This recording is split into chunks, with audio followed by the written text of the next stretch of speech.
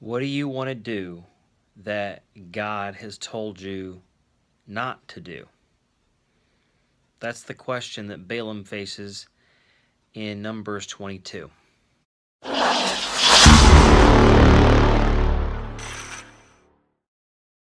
In Numbers 22, Israel has been 38 years in the wilderness, and they're about to take the land of Canaan. And they've defeated some lesser peoples, and now Moab is concerned that they're going to be next. And so the king of Moab, Balak, decides that he will hire a prophet to curse Israel. He finds Balaam. Interesting figure. We have no idea how Balaam came to know the one true God, yet he did. He wasn't an Israelite. He's kind of like Melchizedek, came out of nowhere.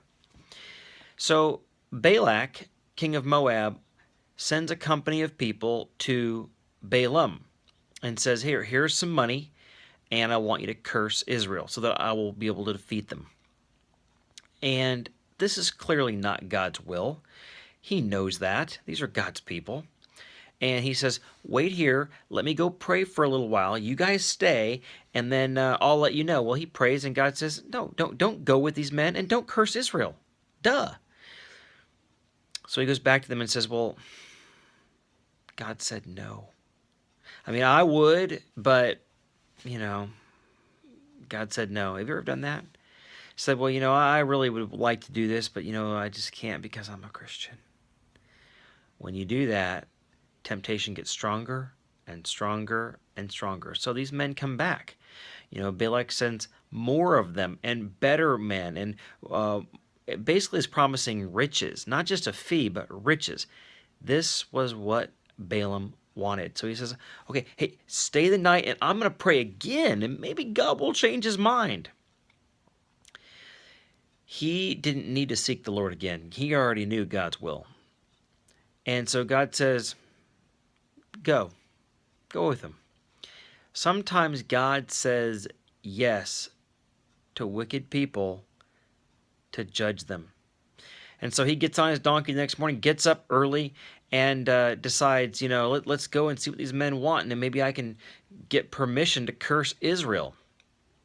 On the way, the donkey 3 times turns aside in the middle of the road, and he beats the donkey 3 times, and the donkey is seeing an angel of the Lord that Balaam doesn't see. He's the prophet, does not see it, does not get it, because all he sees is the prophet fee.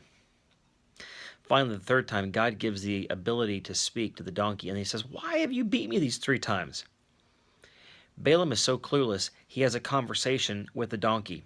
He doesn't even realize donkeys don't talk. I'd beat you and I'd kill you if you kept doing this. And the donkey says, is this usual? Do I always do this to you? And Balaam says, no. The donkey wins the argument with the prophet. And finally, the angel of the Lord appears, and he speaks to Balaam, and he says, I'd kill you and save the donkey.